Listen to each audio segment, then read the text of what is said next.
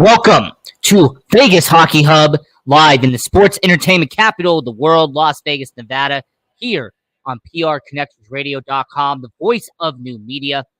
I'm your host, Ian Kelly. The Vegas Golden Knights. This is an organization out here in Vegas that has done some things good, has done some stuff bad, and there's some stuff that's been in between. But one aspect of the Vegas Golden Knights that you can't deny, one aspect of Vegas that most people, including myself, would have to agree is the talent level, the production, and having some of the best talent in hockey have been on the Vegas Golden Knights. Regardless if it was in season one with a future Hall of Famer in net, Marc-Andre Fleury, regardless if it's making a trade to go out and get Ottawa Senators Mark Stone, going out and sacrificing multiple futures to Buffalo to get Jack Eichel, or making a smart move in expansion draft and getting a young defenseman in exchange for Clayton Stoner. That happened to be Shea Theodore. Regardless of how they get said talent, Vegas Golden Knights have always been an organization that finds talent, and an organization who knows how to build a roster around said talent. So what we're going to focus on here on the Vegas Golden Knights, here we're going to focus on Vegas Hockey Hub, is who is the best player on the Vegas Golden Knights. It is going to be a series we're going to do here on Vegas Hockey Hub. I'm going to look up and I'm really going to examine 4 or 5 players the Vegas Golden Knights have on their current roster. And I'm going to ask, who is the best player on your Vegas Golden Knights? Because there are multiple candidates. There really is no right or wrong answer here. It is simply up to the audience, and eventually will be up to your host, Ian Kelly, on who is the best player on Vegas Golden Knights. So the first person you can make an argument for, first person that I'm really going to take a look at is the topic of today's video, and that is defenseman Shea Theodore. Now, defenseman Shea Theodore has been with the Vegas Golden Knights since day one. Shea Theodore has been a misfit through thick and thin. When it comes to Shea Theodore, he has become a vital part of the Vegas Golden Knights.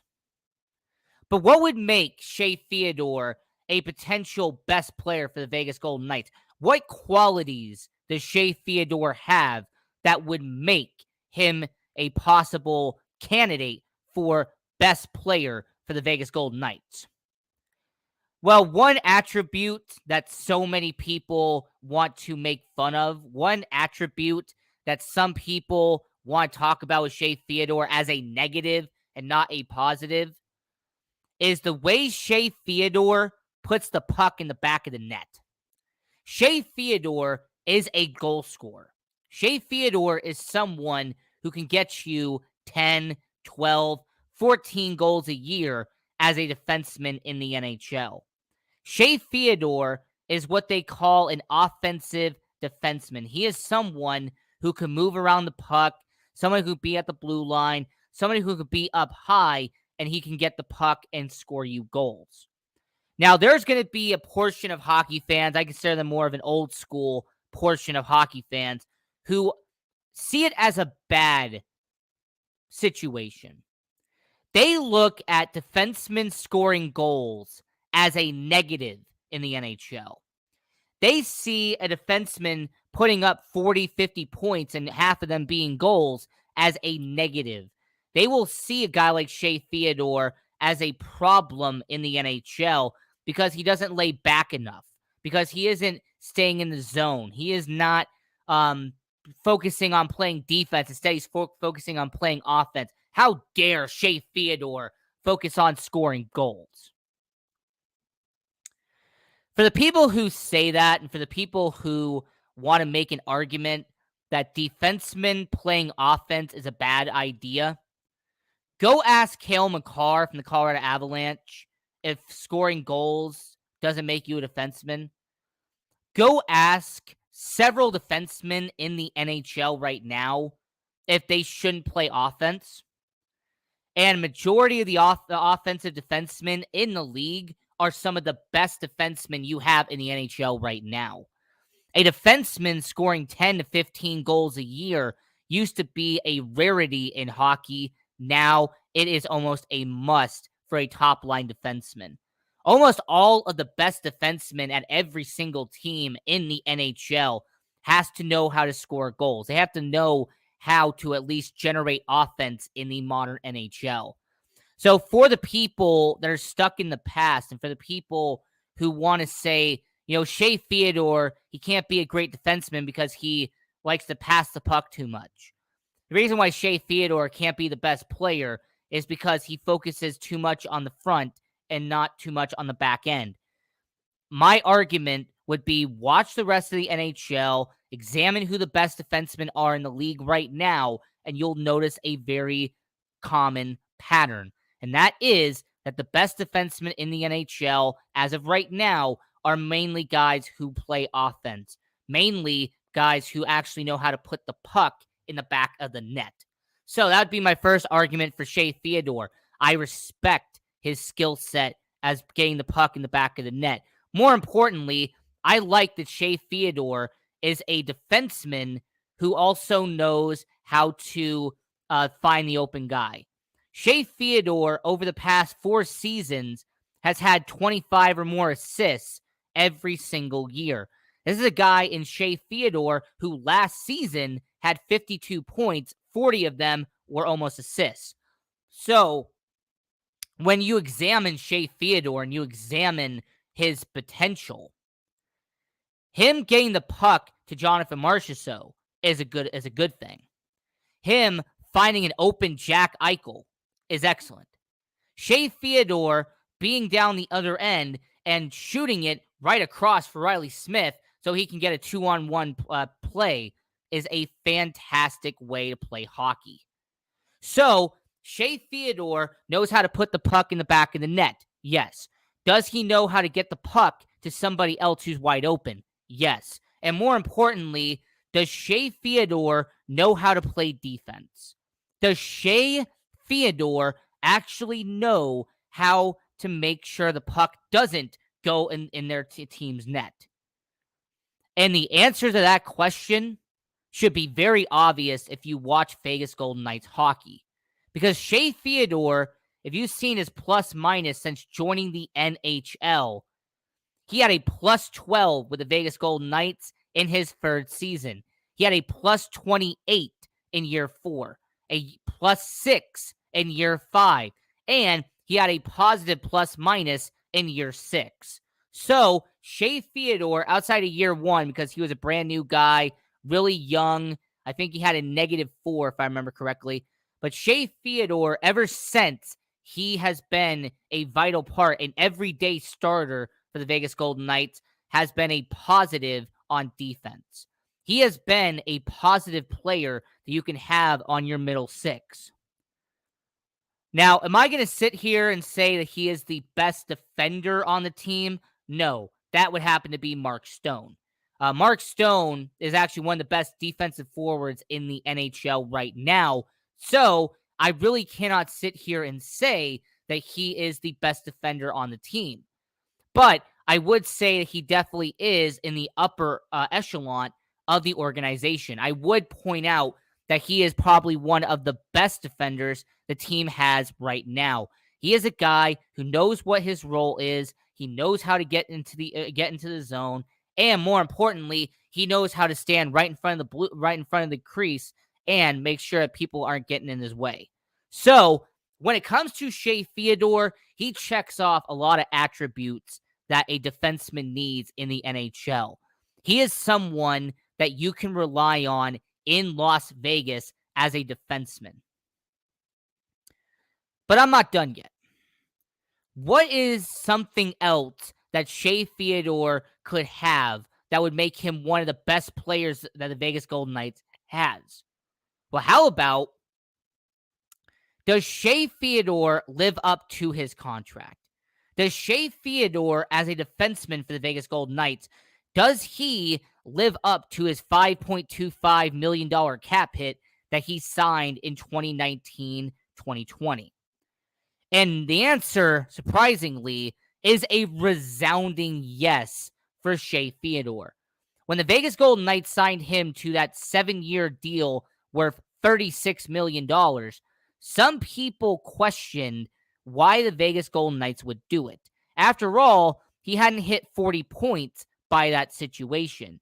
He'd only been 2 years in with Vegas. He had 18 goals. He had 48 assists. He barely had 60 points by that point. Why are you giving Shea Theodore a massive contract? A lot of people question why George McPhee would do it. Well, the situation has actually went from being a questionable contract to now being one of the best contracts in all of hockey. A guy in Shea Theodore, who, by the way, should be getting paid really around $8 million to $8.5 million as a defenseman if you really base off his value. Instead, Shea Theodore is only getting paid $5.25 million instead of $8.5. And most definitely, I definitely appreciate the support, Guy Dawson. If it wasn't for you, PR Connections Radio would not exist. And you know what? Tonight's game, T-Mobile Arena, an excellent game, excellent arena, really, out there in Las Vegas, state-of-the-art arena out there at T-Mobile Arena. Now, continuing the conversation with the Vegas Golden Knights, Shea Theodore, when he signed that deal at 5.25, I'm going to make an argument right here, right now, that if you examine and you analyze the top defensemen in the NHL, when you compare the production level of Shea Theodore to the rest of the NHL, you could make a realistic argument that Shea Theodore is a top 10 defenseman in the NHL. You could really sit back and say that his salary and his current cap hit should be among the best defensemen. Understand that Erik Karlsson, Drew Doughty, and Zachary Werenski are the top defensemen in terms of highest paid. Seth Jones from Chicago is getting paid $9.5 million by the Blackhawks. Honestly, Shea Theodore should be getting paid around that level. He is a better defenseman than what Seth Jones is right now. Is he better than Charlie McAvoy? I'm going to say no. Is he better than Adam Fox? I'm going to lean towards no. Is he better than Cale Makar, for example, a guy who just got paid $9 million, one of the best defensemen in hockey? I'm not going to go to that level. But what I will point out is that when you start going past the Cale Makars, you go past the Adam Fox, the Charlie McAvoys, the Victor Hedmans, when you go past those players, you could really start making an argument that Shea Theodore should be paid like those guys. That Shea Theodore is good enough to be on the same level as Seth Jones. That Drew Doughty and Erik Karlsson, who got paid $11 and $11.5 million, they're not even on the same level of production as Shea Theodore is right now. As a matter of fact, when you compare Erik Karlsson and Drew Doughty, the two highest paid defensemen in the NHL, and you compare what Shea Theodore did in the same season, the argument should start and stop right here. This past 2 seasons, Shea Theodore put up more than 20 goals, and Erik Karlsson put up 18. Erik Karlsson in 2 seasons combined put up less than 50 points. Shea Theodore put up 52 points in the 5th season of play for the Vegas Golden Knights. So that really is a stunning testament to how far Erik Karlsson has fallen. That Shea Theodore put up more points in a single season than Erik Karlsson did in 2 seasons combined, and he is the best, highest paid defenseman in the NHL. Drew Doughty is an interesting situation because you could take his last 3 seasons of goal scoring, and they equal the same as Shea Theodore the past 2 seasons. So, Drew Doughty has fallen off. Erik Karlsson has fallen off. Seth Jones has fallen off. So, I will make an argument. I will make a discussion. I'm really going to make a angle right here, right now, that if you are a organization, if you're someone who needs a top tier defenseman, and you have an $8 million, you have $9 million to kill, make Shea Theodore your future. Make Shea Theodore one of the highest paid defensemen in the NHL. Because Shea Theodore is a guy who, once again, is getting paid $5.25 million. For anyone who wants to know where that's ranked in the NHL, that makes him the 53rd highest ranked, highest paid defenseman in the NHL. All right, he is ranked as the 53rd highest paid defenseman in the NHL, and that's Shea Theodore. Someone who should be getting paid top 10 money and is outside the top 50 in terms of highest paid defenseman. So, my argument is not only that I think that he is the best player on the Vegas Golden Knights, he's one of the best players on the Vegas Golden Knights, that he is hilariously getting underpaid. And I do expect him to make about $8.5–9 million when his contract does go up. Now, when Shea Theodore becomes a free agent after 2025, he will be one of the best paid players in the NHL. There's no reason why he shouldn't. Like I said, if when you examine what Adam Fox has done in New York, what Charlie McAvoy has done in Boston, those two are around the same production level as Shea Theodore is. Now, the one debate that someone could bring up, the one rebuttal someone who's watching this show could bring up is even Shea Theodore the best defenseman on the Vegas Golden Knights? Is Shea Theodore even the best blue liner on the Vegas Golden Knights? Because everyone's going to point to Alex Pietrangelo.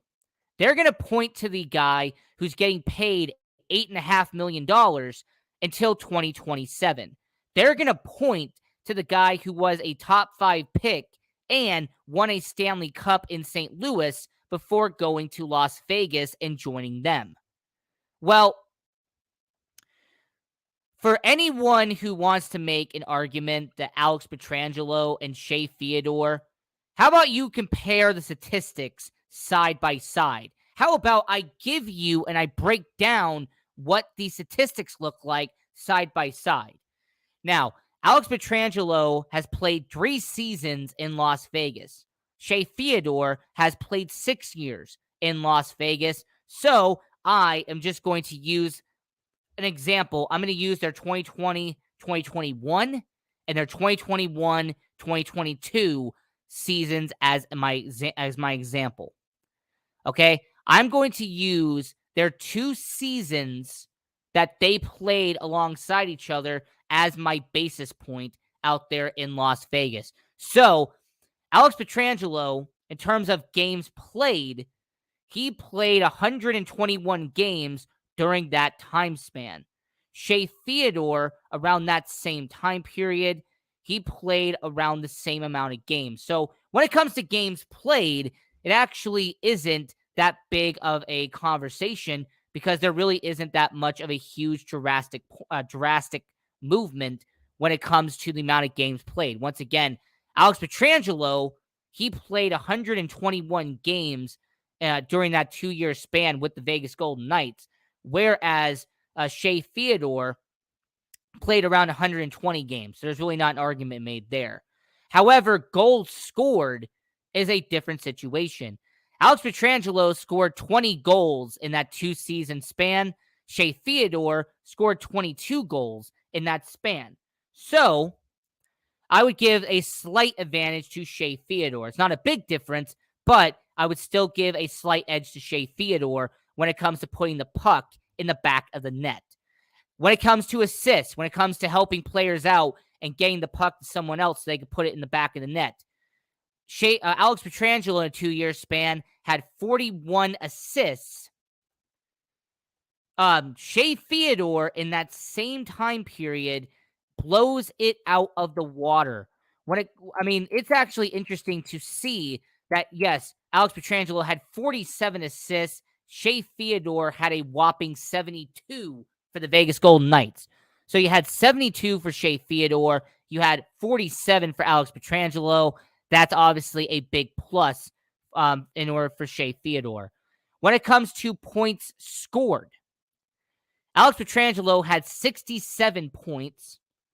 Shea Theodore had 94. So once again, you are going to give an edge to Shea Theodore when it comes to really breaking down who's the best defenseman for the Vegas Golden Knights. Is it Alex Pietrangelo? Is it Shea Theodore? Well, considering that Shea Theodore scored 94 points in a 2-year span, where Alex Pietrangelo scored 67, that's a big difference. And in terms of plus minus, you also got to give the advantage to Shea Theodore. And in that 2-year span, Shea Theodore plus 34. Alex Pietrangelo in that same time plus 27. So with that being a plus 7, I'm going to give it to Shea Theodore on that characteristic as well. And even when it comes to penalty minutes, the only thing that's actually the only thing Alex Pietrangelo actually would have won. Alex Pietrangelo, he has had 58 penalty minutes in a 2-year span. Shea Theodore has had 38.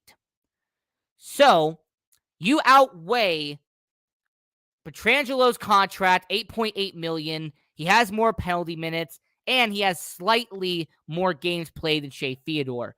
But the rest of the statistics favor Shea over Alex. He has more goals, he has more assists, more points, and he has a better plus minus against Alex Pietrangelo. But one more argument, one more conversation I have to bring up because I know somebody's going to. What about the postseason? What about the postseason performance between Shea Theodore and Alex Pietrangelo? Well, once again, I'm going to use a 2-year span when it comes to playoffs. So I'm going to use the 2019-2020 playoffs and the 2020-2021 playoffs. Alex Pietrangelo, he played 28 games during the playoffs in that 2-year span. Shea Theodore played 39 games during that entire time period. Alex Pietrangelo had 5 goals. Shea Theodore had 8. Shea Theodore had 21 assists. Alex Pietrangelo, 13. And when it came to overall points, Alex Pietrangelo had 18. Shea Theodore, a whopping 29. And since I also want to wrap it up with a little bow, Shea Theodore had a plus 14. Alex Pietrangelo had a plus 8. So even when you examine the postseason for Pietrangelo and Theodore, Theodore has better statistics and did better analytically than Alex Pietrangelo did. So I also want to briefly mention, because I know somebody's going to bring it up. I know there's going to be somebody who's going to say, well, Shea Theodore, he has done good, but has he done great enough to be the number 1 defenseman for the Vegas Golden Knights? Where is he on the depth chart for the Vegas Golden Knights organization? Now, I'm going to give my one clear rebuttal to anyone who says, well, Shea Theodore, if he's the best defenseman on the Vegas Golden Knights, why is he on the middle pairing?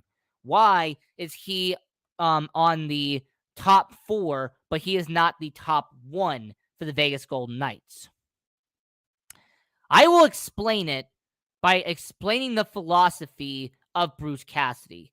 I will explain it by talking about Alec Martinez and Alex Pietrangelo are 2 veteran defensemen who have been in the NHL for a solid decade.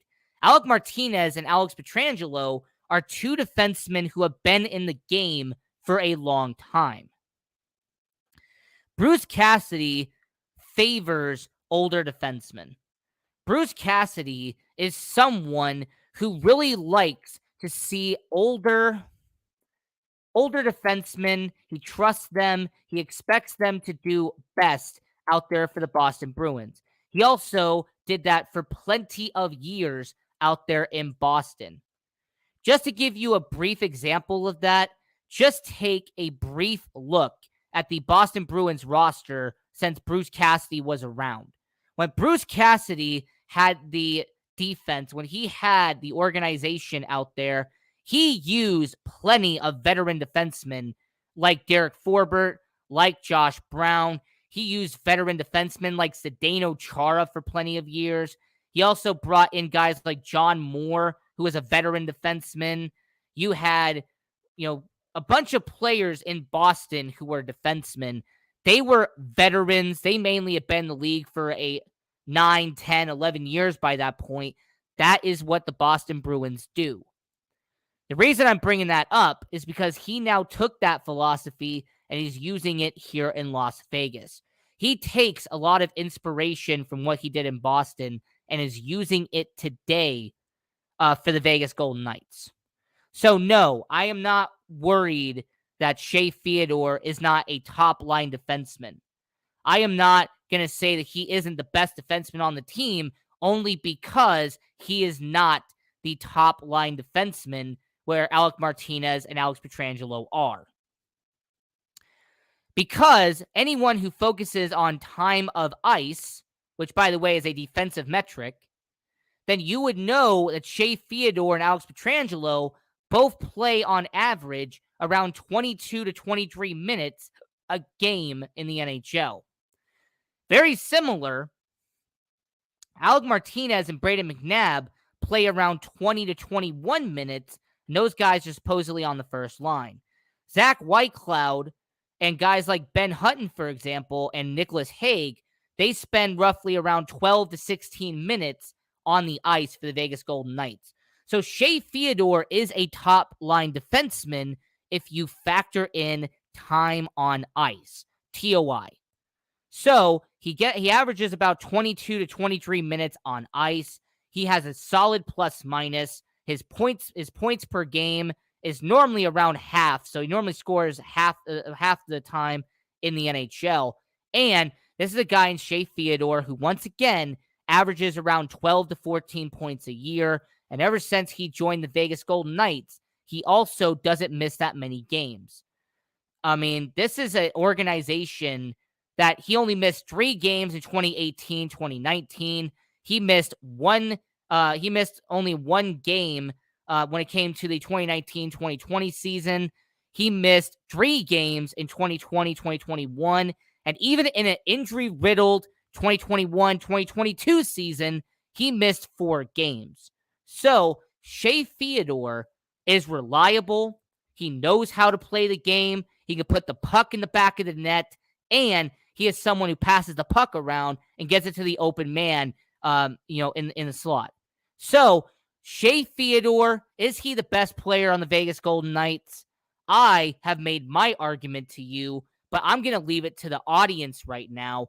You tell me in the chat down below. You tell me on Twitter at SportsAngle on PR. You tell us on our YouTube channel, like, share, hit the subscribe button, turn on notifications. You let me know at Vegas Hockey Hub, is Shea Theodore the best player on the Vegas Golden Knights? Now, a little teaser, a little appetizer for our next episode. That's going to be on Vegas Hockey Hub. We are going to talk about the defense for the Vegas Golden Knights as a whole, not just one person this time. And I'm going to make an argument to everyone watching around the world that the Vegas Golden Knights defense is a strength, not a weakness. The defense for your Vegas Golden Knights is actually one of the best parts of the team. That defense helps this team get better, and it's not making them worse. So until next time, this is Vegas Hockey Hub here in the sports entertainment capital of the world, Las Vegas, Nevada, here on PRConnectionsRadio.com, the voice of new media. I'm your host, Ian Rakelli. Follow me on social media at IanRakelli18. And until next time, have a good one, watch hockey, and go Knights go.